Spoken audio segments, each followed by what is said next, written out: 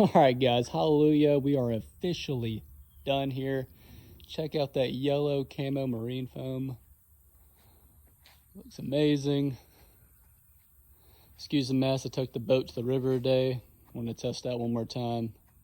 What else did I do? Yeah, so I also painted this trim black, and it looks absolutely amazing. As you can see, looks cool against the numbers too. Hey guys, thanks for tuning in. Welcome back to Mission Outdoorsman. I have a new project behind me that I've been wanting to do for a long time, and I finally found a really good deal. In fact, it was basically a steal. I got this boat and the trailer for 500 bucks. This is a 1442 Alumacraft. It's not in pristine condition, but paint's holding up and there's no holes in it, so it's a win in my book. But yeah, we're gonna be doing the project on this. We're gonna be kind of converting it into a bass boat. I'm gonna put a deck on the front and I'm gonna put a floor in the back. I've already purchased a couple motors for it. They work great. So here's a little walk through the boat.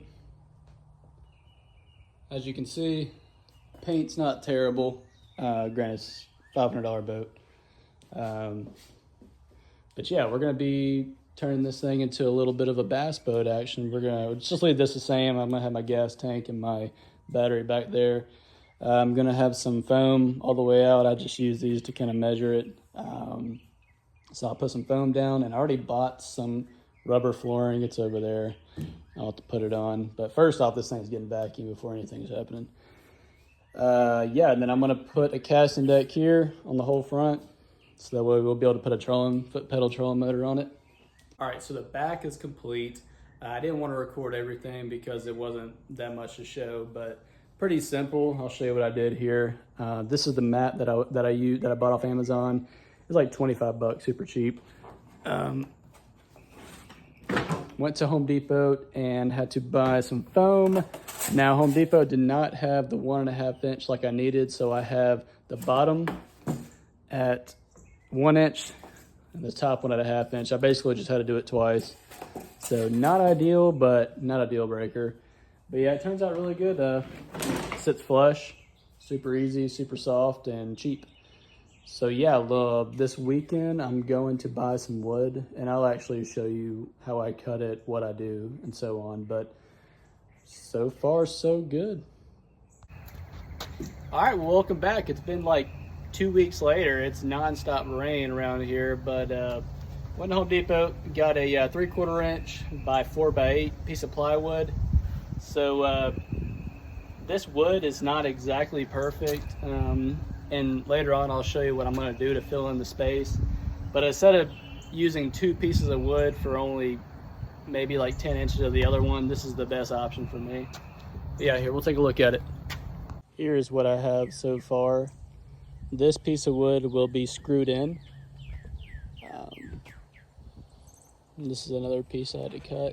And eventually that will be stationary. But I'm gonna have a little handle here, that way I can pick this up and use this for storage. Oh, it's heavy. But the reason why this gap is here is because I have a 1442. Most people that have done this have a 13 or 14 by 36, excuse me.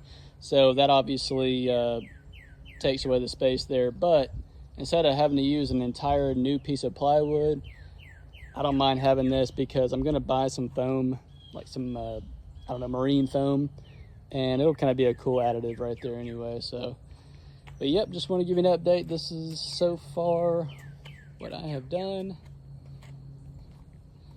I'm going to carpet this and screw it back in. Alrighty, we are back, baby.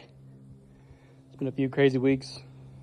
Finally getting everything pulled out and getting this thing just about wrapped up. But I'm gonna get some video of me cutting this carpet and folding it over, glued, stapled, whatever I gotta do to get it looking nice.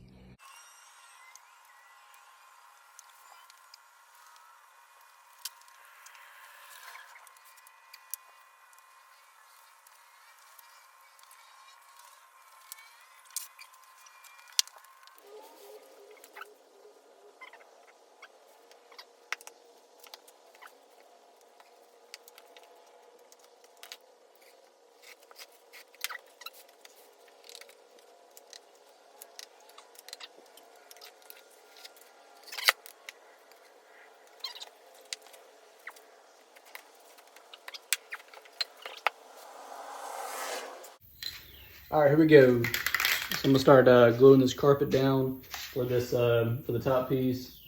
So I think the best thing I'm gonna do is use this liquid nails for the just for the top part of the wood.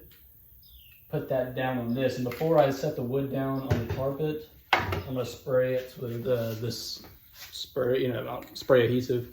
And again, I'm just gonna put it down, put that on top, fold everything over, and then I'm gonna take a stapler and just staple it that way. It's just more snug that way.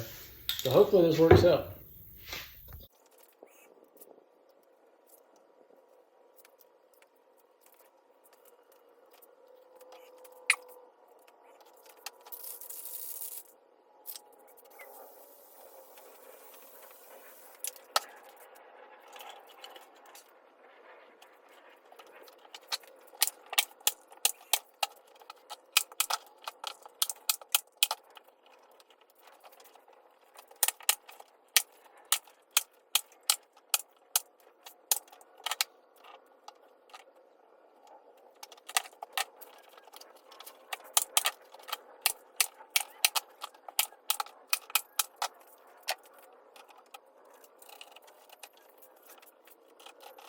Well, all right, that worked out pretty good. Did the front, middle, the back, same way.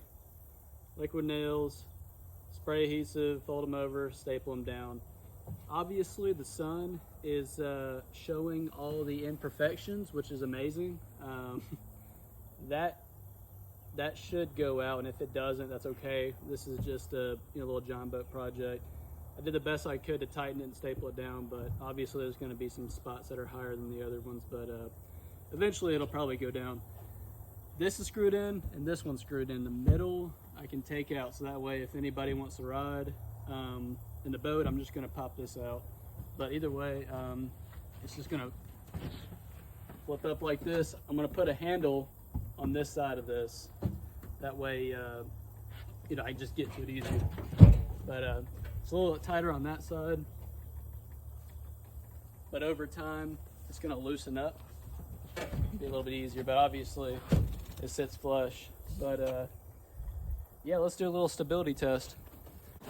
All right, let's get up. And when it's in the water, it's going to be a little bit more, the pressure of the water is going to make it a little bit easier. What noise is my poor trailer? Yeah. Good. Get up here and do some push-ups. Do some fishing.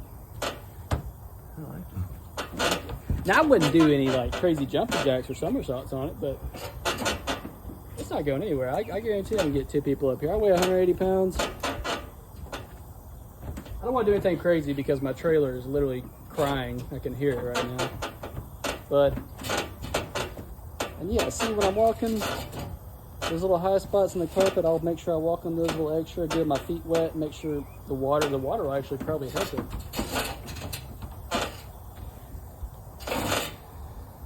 It's perfect. Yeah, I'm gonna put the foot pedal trolling motor up there and eventually put a seat right here so we can do that, but I like it. Stable. Stability test is a check. All right, guys, the trolling motor is officially mounted. Let's see. These are two 2x6s. These black screws are 6 inches long, so they go all the way down to the metal. These gray ones are just 3 inches long. They go down to this bottom piece. The bottom piece is already bolted in, so it's obviously not going anywhere. I installed this so I can plug this in here, which controls the foot pedal. That is wired to this white cable, which goes all the way to the back. And I wanted to put it back here, that way, since the left side is a little bit heavy, I want to make sure it's kind of counterbalances the weight. But yeah, we're going to take this to the water and make sure everything is pretty even for the most part. So yeah, we'll see you on the water. All right, guys, we're on the lake. First thing I noticed when I jumped up here, it is super stable. The battery's in the back right, control motor's in the front left, and it counterbalances it absolutely perfect. It's gonna take some getting used to. As soon as I jumped up here and hit the throttle, I was all over the place, almost fell off the boat.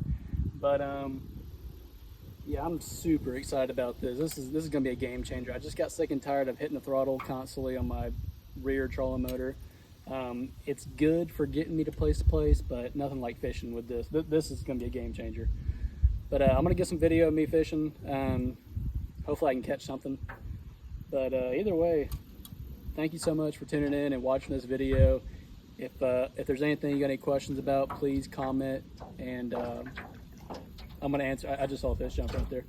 I'm gonna answer all the questions that y'all comment. So hopefully I didn't miss anything, but either way, thank you for tuning in and stay tuned for more videos. 3, 2, 1. Yep, I got him. I got him. I got him. No, is it still on? Yes. It's bigger.